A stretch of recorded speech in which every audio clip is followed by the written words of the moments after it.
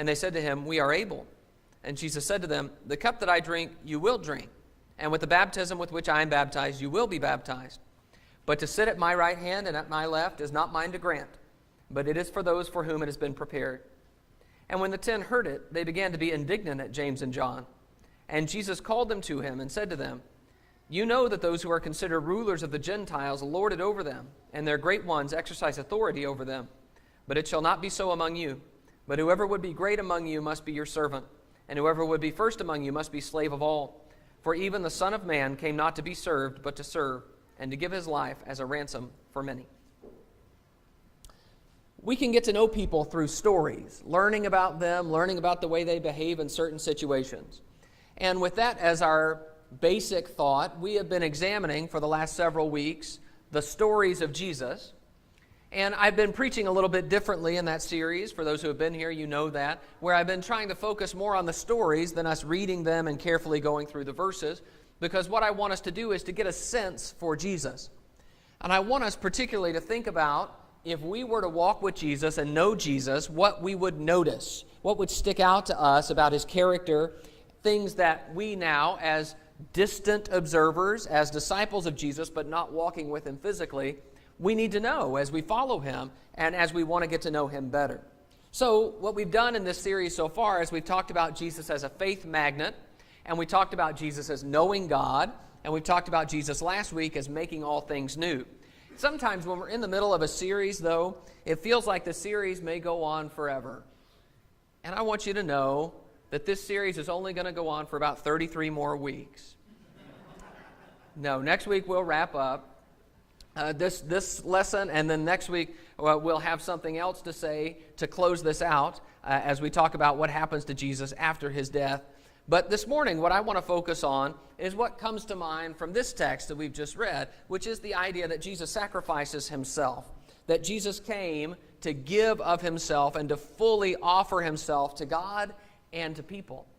And that in his life, while we focus sometimes on the crucifixion as the idea of sacrifice, and I've got the crown of thorns here on the picture, that really Jesus' crucifixion is merely the culmination of an entire life spent giving of himself to others and to God, full devotion to God, utter commitment. And I want us to see that as we think about Jesus and how Jesus' character should not only stick out in our minds, but also inform our character. So let's think about that for a few minutes this morning. When you think about Jesus sacrificing himself, first the idea is that he lowers himself to serve. So that's really the text that we're in right now. The apostles, they have an ongoing argument about who is going to be the greatest in the kingdom. They have a vision of the kingdom that it's going to be a political system, and they're going to be at the right and left hands of the king. And the apostles are constantly arguing about who is the greatest, which one of us is going to be the greatest. And I don't really know it's kind of a funny argument, isn't it? I mean, what can you say? I'm the greatest because of this, and somebody else says, no, I'm the greatest. I don't really know if the argument goes anywhere, but they keep having it. And so James and John come to Jesus. One version says they have their mother with them, and they come to Jesus and say, "Jesus, we want you to do us a favor." And Jesus says, "Okay, what do you want?" And they say, "We want the right and left hand when you become king." They're sort of asking for a cabinet position. Okay, we want to be higher ups in the kingdom because we knew the king, we got in on the ground floor. And Jesus says, "Well, wait a minute. Can you drink the cup? Can you be baptized with the baptism?" And they say, "You bet. Bring the cup on. Let's get baptized. Whatever you need me to do, I can do it." And Jesus says, "Well, that is going to happen to you." But, of course, they don't really understand what he means. But he says, "It's not my job. I can't give you the right and the left hand." And then the other 10 apostles, who I picture as sort of standing off, they realize what's been happening.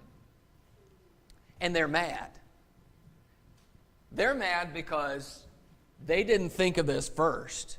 We could have gone and done the end run around the other apostles, and maybe we could have gotten the right and left hand, especially Peter. I'm probably first in line for the right hand. And so they're mad because this is another way that this argument is coming out. And so Jesus finally, he takes them aside and he says, "Look, you have to understand, this is the way Gentiles live. And the rulers of the Gentiles, the Romans, they're all about jockeying for power and fighting each other and trying to sneak their way into high positions. But it's not going to be that way with you. You, my people, are going to be different. You are going to be the greatest when you're the lowest. You are going to be greater when you serve. And then he says, and these are the words that I want to echo in your mind throughout the morning, for the Son of Man did not come to be served, but to serve, and to give his life as a ransom for many. Do you see what he's saying? He is saying that his life, his sacrifice of himself, his crucifixion, is just a part of his entire mission, which is not to be served, but to serve. He lowers himself to serve. That's what Jesus said. Jesus lowers himself just in coming to earth. Paul talks about him as emptying himself and taking on the form of a servant and becoming obedient even to the point of death, even death on a cross. Paul talks about him in another place as though he was rich, for your sakes he became poor. He lowered himself to serve other people. And when he lives as a man, that's exactly what he does. He serves everyone. He serves the rich and the poor. He serves the great and the lowly. He serves the righteous and the wicked. He heals the people who are sick. He confronts the people who need some challenge in their life. The people who are just coming to faith, he encourages. At every turn, he is patient. He is careful because he knows he is here to serve. He is here to serve God and the will of the Father. He is here to serve people and the things that they need. He is a servant. If you really study how Jesus works with the 12 apostles, it really jumps out at me, because when you look at how many times they say dumb things, how many times they don't understand him, how many times he has to correct them, just like this situation. It is amazing that he never just throws up his hands and say, all right, we're starting over, let me get 12 new guys. You guys are not getting the job done. But he is here to serve. But when we know what we know, like what we've already studied about Jesus' power, about Jesus' connection with God, it makes his humility that much more amazing. You see, he is willing to lower himself when he shouldn't have to. And that is how he identifies himself. Have you ever noticed that when Jesus says, "Come to me, all you who labor and are heavy laden, for I am meek and lowly in heart," nobody laughs? Can you imagine if some of our politicians got up and said, "Boy, I sure am humble," how people would laugh? Never Jesus, because people recognized who he was and what he did was all about serving God and serving others. So it's the night that Jesus is going to be betrayed. He's gathered with his apostles to eat the Passover, but there is sort of a pall over the night. He knows that someone is going to betray him. And as he says that out loud, the apostles start to argue among themselves about who it will be, asking Jesus, "Is it I? Is it I? Is it I?" So Jesus gets up from the table. He takes off his outer shirt. Think about him just being maybe in an undershirt. And he wraps a towel around his waist. I kind of picture it like putting on an apron. It was time to do some work. And the disciples have to get quiet. What is he doing? Why did he take his shirt off? What's the towel for? He takes some of the water from the meal and pours it into a basin. And he comes to the disciples one by one. He puts their feet in the basin. Begin to wash them off. Take them out. Use the towel and dry their feet. So he goes from one to the other. And this is just my editorial comment, I just can't help but see them stunned into silence by what they are seeing. Except for Peter. Because when he comes to Peter, Peter says, "Jesus, what are you doing? Are you going to wash my feet?" And Jesus says, "Hey, you don't understand right now, but you'll understand later." And Peter says, "Oh, no, you'll never wash my feet." And Jesus looks at him and says, "Peter, if I don't wash your feet, you have nothing to do with me." Peter says, "Oh, well, don't just start with the feet. Hands in the head, wash me all over." So Jesus goes around the room doing the work of a servant for the men that he created, including the man he knows is going to betray him shortly. And he puts his shirt back down and he sits down in his seat. And nobody's arguing about who's the greatest, And nobody's saying, is it I, is it I, is it I? They're ready to listen. And Jesus says, you call me Lord and teacher, and you're right to do so. I am your Lord, I am your teacher. But if I can get down and wash your feet, can't you wash one another's feet? Can't you serve each other? Don't think that you're greater than I am. If I do this, you do this too. If you love me, you'll serve each other. Jesus lowers himself to serve. He didn't come to be served, but to serve. And service is going to mean this kind of humility. The kind of humility that says, I don't think I'm too good to do something for someone else. That's not somebody else's job. It is instead, I am desperate to do what someone else needs me to do. And service means sacrifice, which is the idea of offering something up, usually something that costs me, that I have to give up. Sacrificing my honor, sacrificing my time and my energy and my love, that when I love God, I then serve people. That's what Jesus teaches me. He lowers himself to serve. Jesus is not just some visionary spiritual leader who sits up in an ivory tower all the time and meditates. And then when somebody comes to him with a question, he may give them a wise answer. He is instead down on the ground washing feet. He lowers himself to serve. Jesus sacrifices himself in that he suffers rejection and shame.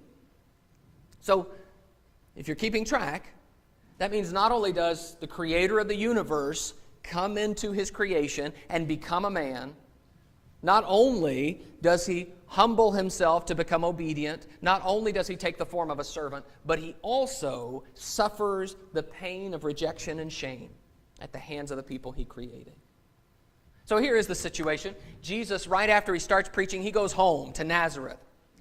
You know what it's like to go home, right? Some of you have probably never really seriously left home, but if you've ever seriously left home like Jesus did, going preaching, and then you go back home, well, there's a certain experience you have. By the way, I had this happen when I held a meeting in the church that I grew up with. I preached for them for a week, and I don't think any of them heard a word I said because they just kept looking at me like this. Isn't that cute? He's trying to preach. So here's Jesus. He goes home. He goes home to Nazareth. And he's in the synagogue in Nazareth. And in the synagogue, there is an opportunity for him to read Scripture. They knew him. They had heard of him because he's been doing miracles in the area. So everybody's excited. There's a buzz in the synagogue. Here Jesus reads from Isaiah 61. Spirit of the Lord is upon me, for the Lord has anointed me to heal the brokenhearted, to do all these wonderful things. It's a messianic passage. And Jesus says, after he rolls the scroll up, and the audience is waiting, what's he going to say? Today, this scripture is fulfilled right here.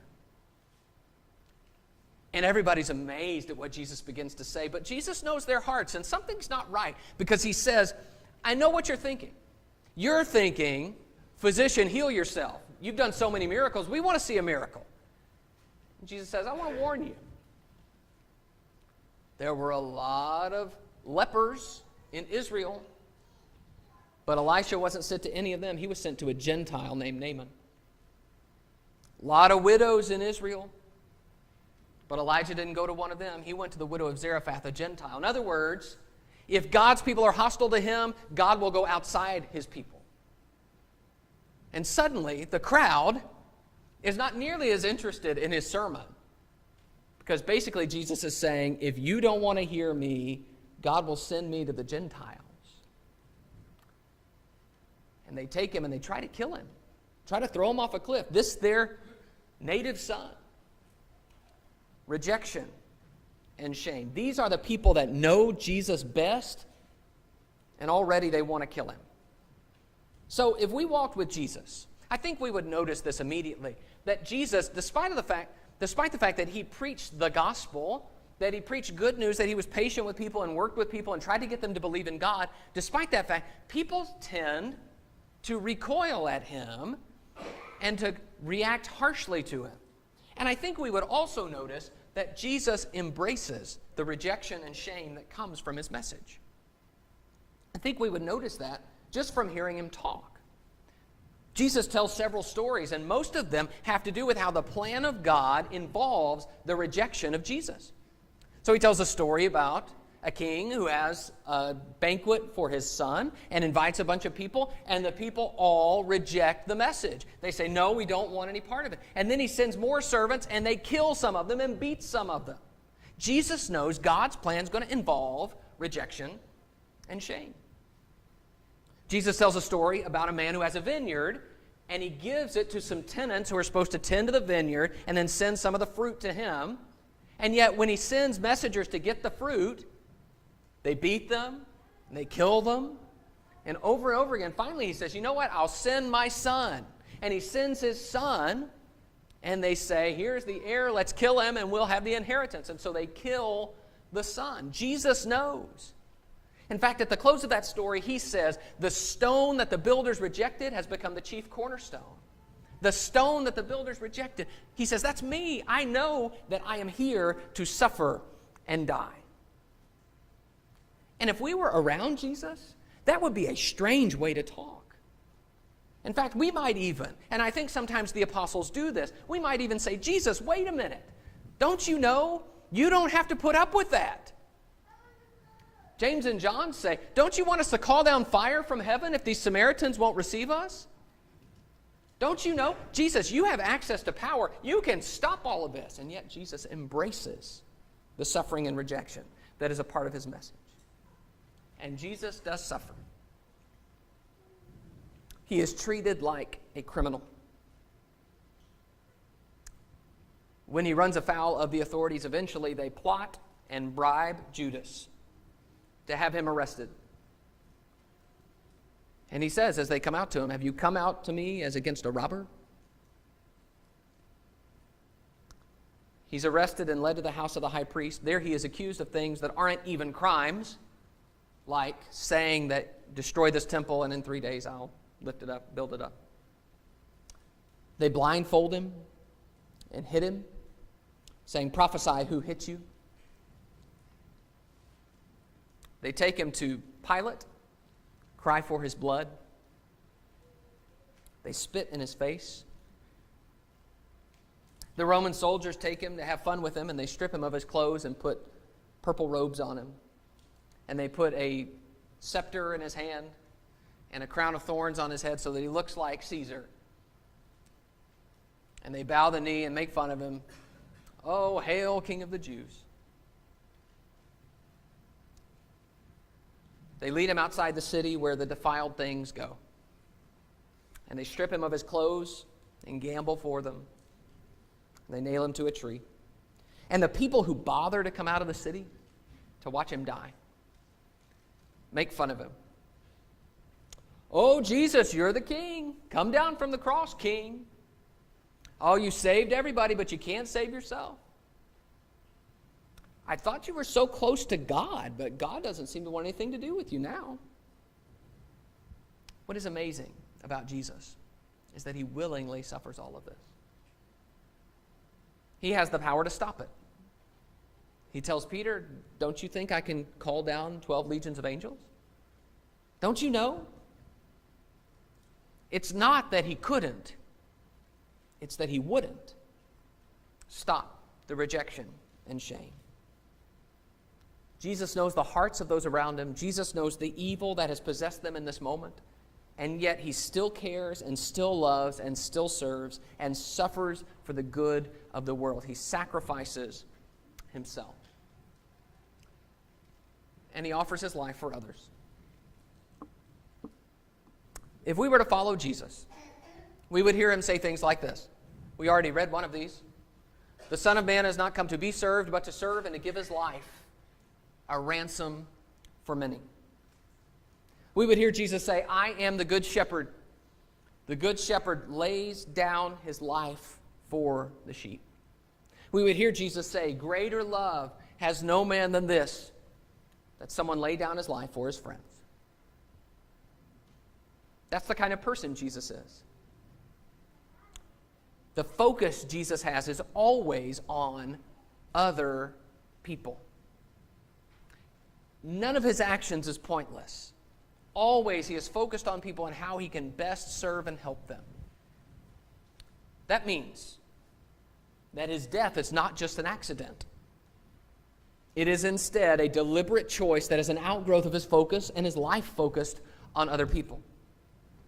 I just want you to think with me about this.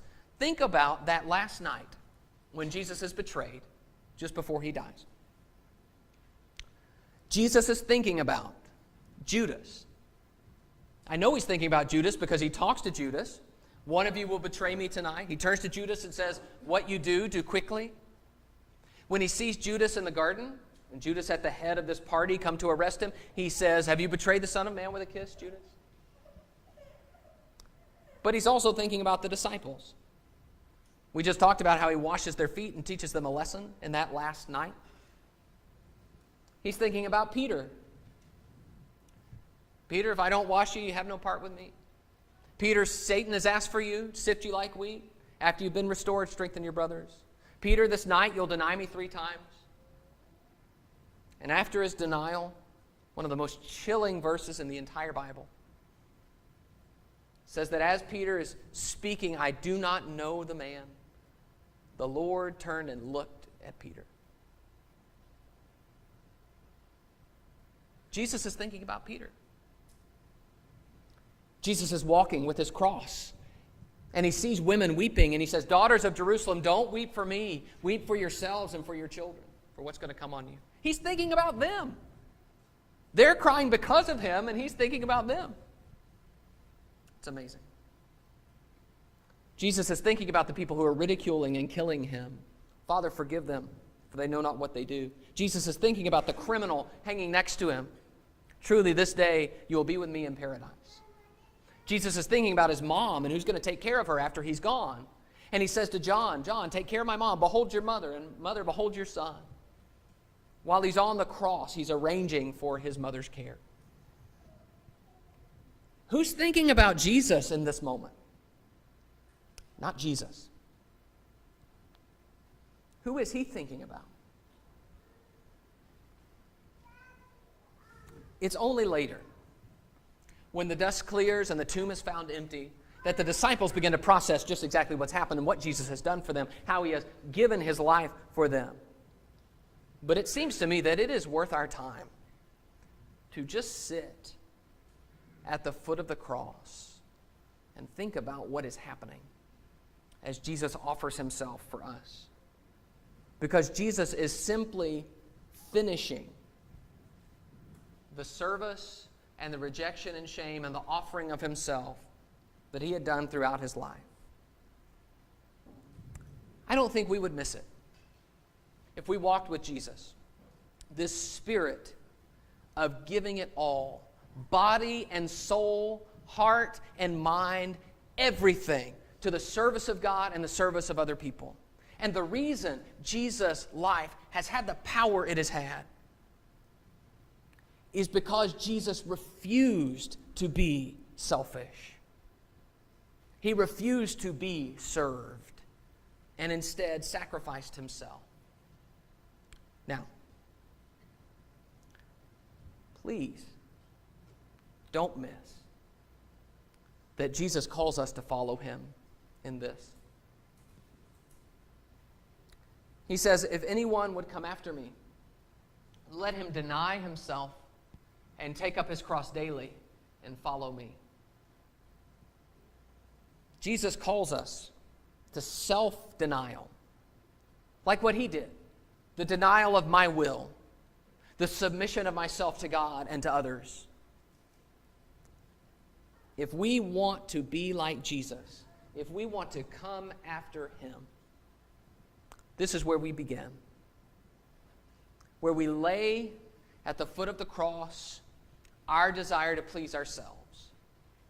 And we say, my life needs to be used in service to God and others. We must offer ourselves. We must sacrifice ourselves. Paul talks about that we present our bodies as a living sacrifice to God, continually offered, continually given in life for God and others. That means we're going to have to lower ourselves to serve, like Jesus. Putting other people above ourselves, even when they don't deserve it. Guess what? None of us deserve to be served by others. We do it in spite of that. And the people Jesus served didn't deserve to be served. That's the whole point. It was instead something Jesus chose to do as he denied himself and followed the will of the Father. The greatest shall be the lowest, the least. He who exalts himself will be humble, but he who humbles himself will be exalted. And it means that, like Jesus, we're going to have to be prepared to suffer rejection and shame for the commitment we make to serve him and to serve others. I believe that's what he means when he says, take up his cross daily. This is not talking about Jesus' cross. This is talking about our cross. That if anyone would come after me, let him deny himself and take up his cross daily and follow me. That you and I are going to have times where we suffer as a result of our connection to Jesus. And the question is, are we willing to do it? Are we willing to serve when it hurts? We cannot follow Jesus and refuse to suffer the suffering, rejection that comes from being connected with him. Can I just say this about how that looks today? The way that our world is turning, what that sounds like in our language today is being called hateful. We're being called bigoted. That when we follow Jesus, or when we believe there are standards, when we believe there is a scripture to follow, suddenly that makes us bad people. Are we willing to suffer that, to endure that, to people that may not accurately know our character, to cast aspersions on that character? That's a small part, but it definitely is a part of taking up our cross and following him, sacrificing and being willing to suffer shame. Persecution, enemies, we need to be prepared to accept them as we follow Jesus. But there is also this. Jesus offered his life for other people. And we don't read this verse a lot because I think it seems like a bit of a stretch. But in 1 John 3:16 it says, by this we know love, that he laid down his life for us, and we ought to lay down our lives for the brothers. He laid down his life for us. And he says the response we should have is to be willing to lay down our lives for one another. Death for one another. And it's one of those things where we say, I know there are some people that are good people and I might die for them, but, I'm not sure my brethren are worth it. And that's the whole point. Ought to lay down our lives for the brothers. We offer ourselves as a living sacrifice to God, surrendering our hearts and our bodies and our souls as instruments of righteousness. Jesus sacrifices himself, but it is not an end in itself. It is to lead his people to a life of self-sacrifice. It is to transform us from the inside out.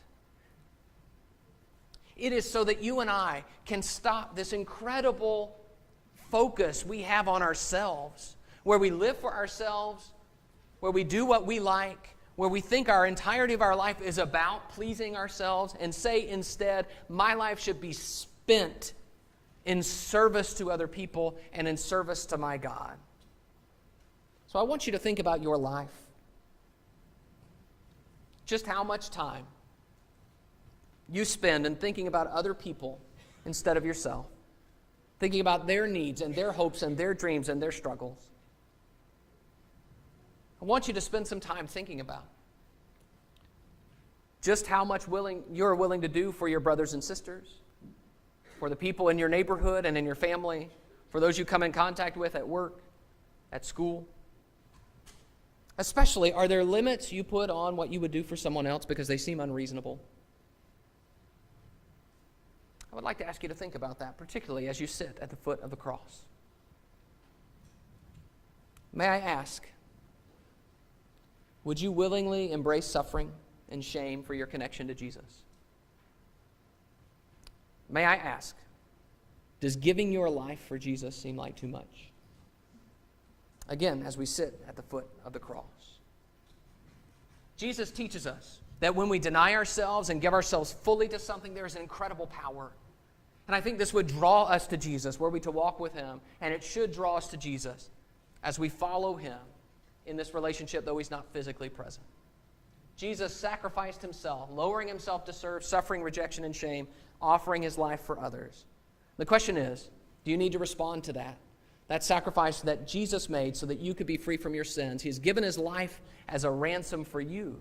And as we've sung this morning, the love of God is best expressed in what Jesus has done for you in offering himself. And if you're ready to accept that sacrifice and to become like Jesus, to become a disciple of Jesus, you need to turn away from your sins and be baptized into Christ, have those sins washed away. If there is anyone here who needs to obey the gospel, please come right now as we stand and sing.